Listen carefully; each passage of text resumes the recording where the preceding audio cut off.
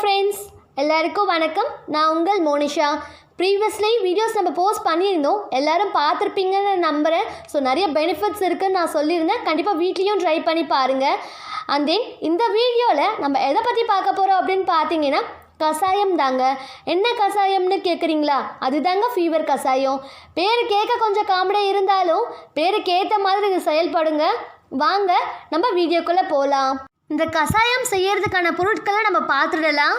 சுக்கு 2, மிளகு 1 ஸ்பூன், திப்பிலி 2, அதிமதுரம் 2, சித்தரத்தை 2, ஓமம் 1 ஸ்பூன், தனியா 2 ஸ்பூன், வெற்றிலை 2, துளசி சிறிதளவு, மஞ்சள் தூள் 1/4 டீஸ்பூன், கடைசியில் பனங்கற்கண்டு அல்லது நாட்டு சர்க்கரை.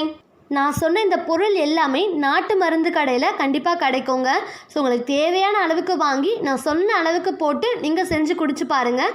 கண்டிப்பாக இது உங்களுக்கு நல்ல பெனிஃபிட் கொடுக்குங்க.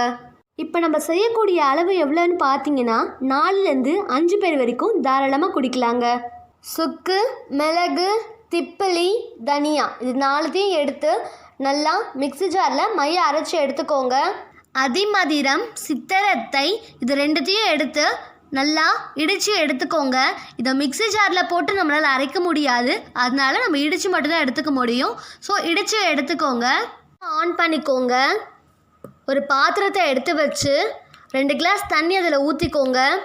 நம்ம அரைச்சி வச்ச சுக்கு, மிளகு, திப்பிலி, தனியா இந்த 4த்தையும் அரைச்சி வச்ச அந்த பவுடரை அதில் சேர்த்துக்கோங்க.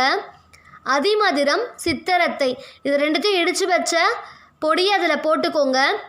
ஓமம், வெற்றிலை, துளசி, மஞ்சள் 1/4 டீஸ்பூன் இது எல்லாமே சேர்த்து நல்லா கலக்கி ஸ்டவ்வில் நல்லா கொதிக்க விடுங்க. 2 கிளாஸ் தண்ணி 1 கிளாஸ் தண்ணி ஆகிற வரைக்கும் வெயிட் பண்ணுங்கள். அந்த 1 கிளாஸ் தண்ணி ஆன உடனே கடைசியில் பனங்கற்கண்டு அல்லது நாட்டு சர்க்கரையை சேர்த்து நம்ம குடிச்சு வரலாங்க. பர்டிகுலர்லி இந்த பீரியடில் பார்த்தீங்கன்னா நிறைய பேருக்கு ஃபீவர் வருது.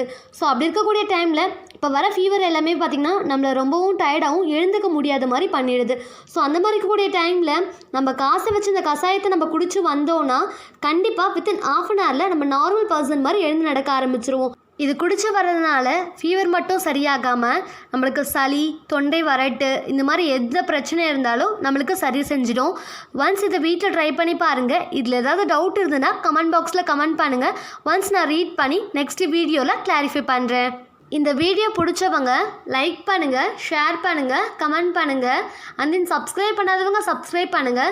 ரைட் சைடில் இருக்க பெல் ஐக்கானை ப்ரெஸ் பண்ணுங்கள். அப்போ தான் நெக்ஸ்ட் போடுற வீடியோ உங்களுக்கு நோட்டிஃபிகேஷனை வந்து சேரும். தேங்க்ஸ் ஃபார் வாட்சிங் அண்ட் தேங்க்யூ ஸோ மச்.